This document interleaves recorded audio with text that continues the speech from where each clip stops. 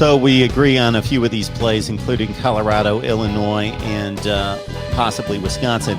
I'm going to throw three at you here. UCLA, I've got going under 7. Of course, Chip Kelly's only lost or won the 7 games his first 2 seasons there. And for them to win 8 games and to lose this play, I just don't see. I looked at that one, especially with that opener against LSU. I just think is better at them at every single position, okay? And probably by a degree of magnitude. Maybe quarterback, with Dorian Thompson-Robinson there, although, between Brad Johnson's kid and who's the senior last year that took over that got hurt? He was good. Miles Brennan.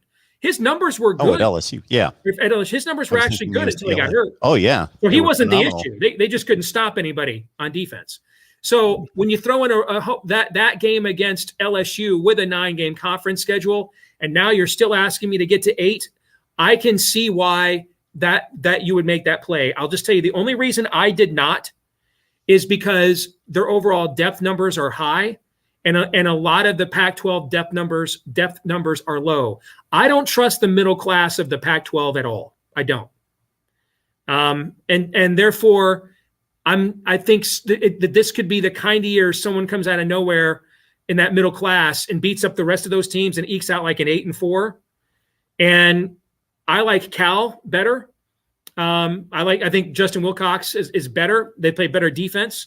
But I did look at the UCLA game or the UCLA number. That was absolutely on my radar.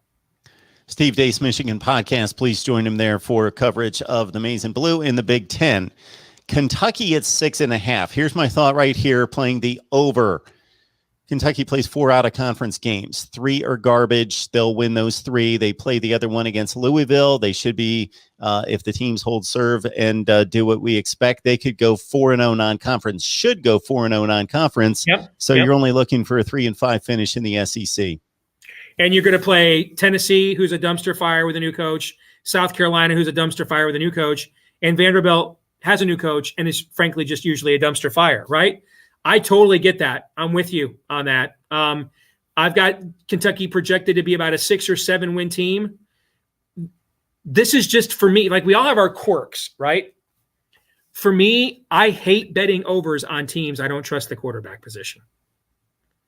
But all the other metrics that you just played or you just mentioned align with everything I'm seeing in my preseason power ratings and Mark Stoops' track record, but just for me, there's just certain teams that, like the Bear Felica likes to say, he'll never bet Indiana football ever again, right? He's just been burned too many times. So we all have our quirks and idiosyncrasies. Even when my numbers tell me to do it, my numbers did tell me to play Kentucky over 6, by the way, because even by the time they play Louisville at the end of the year, that could be a dumpster fire. Scott Satterfield has not made any friends, flirt with that South Carolina job. He could be on the way out there already. But just for me, I get uncomfortable laying money on the over if I don't know for sure that I think they have a competent quarterback. One of the things you're going to see here, if you look at my chart, Auburn, do we know they have a competent quarterback? They got a kid with a famous last name, right? But do we know? Under. Cal, we know that Chase Garber's competent. Over. Colorado, we don't even know who the quarterback is. Under.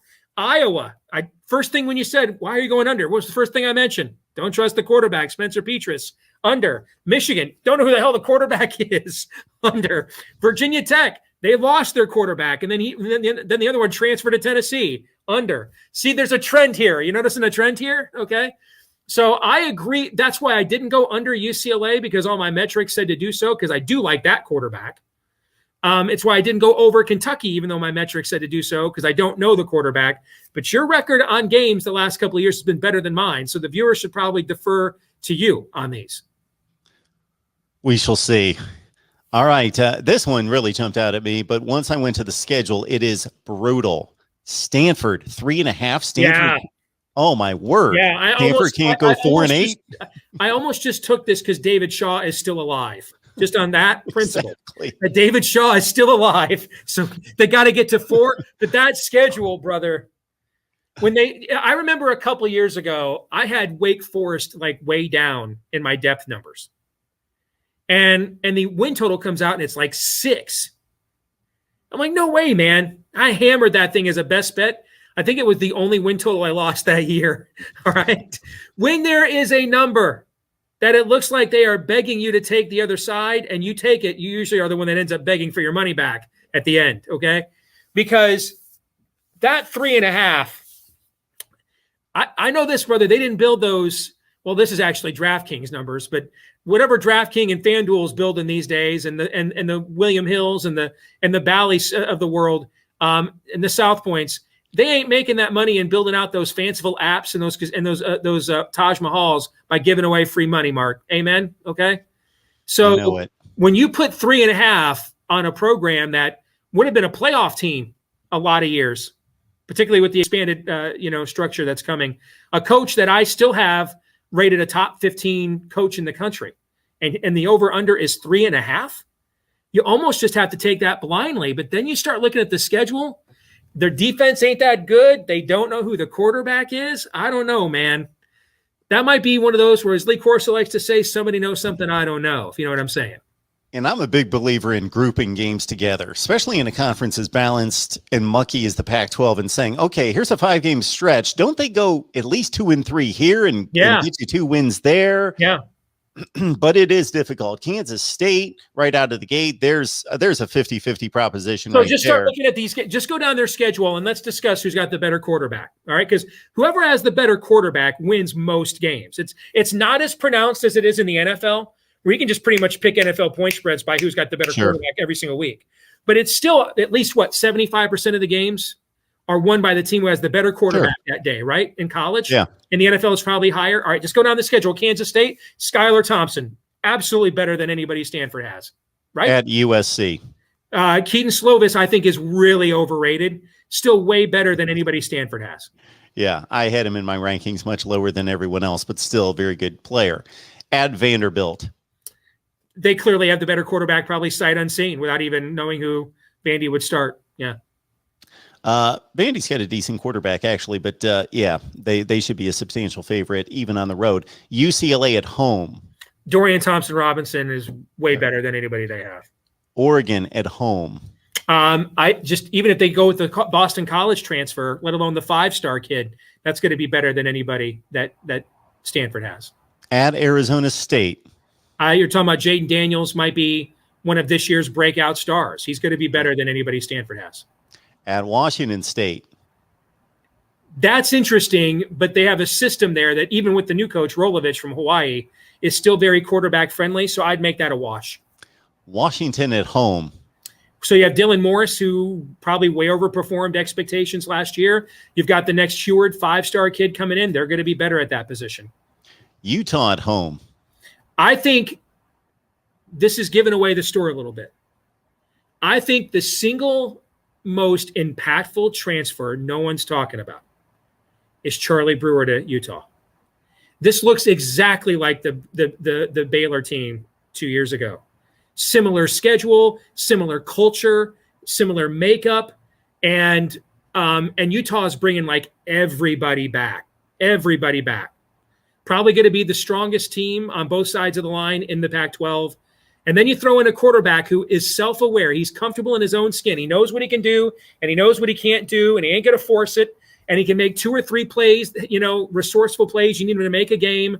When you talk about like perfect fits, Charlie Brewer and Utah are a perfect freaking fit. So I love Utah, by the way. My power ratings really like Utah.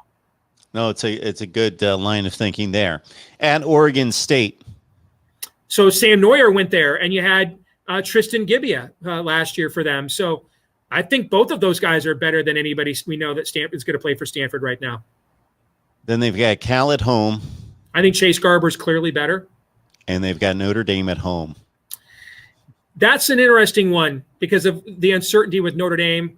You have an unheralded backup there. The kid they really wanted to take that spot didn't want to wait another year behind Ian Book, and he went to Boston College and was a revelation last year. Now they're bringing in a touted freshman. Will he be playing or not? But I think the rest of Notre Dame's team is better than Stanford. So what do we count? 2 games that we can sit here and say right now Stanford's better at the most important position?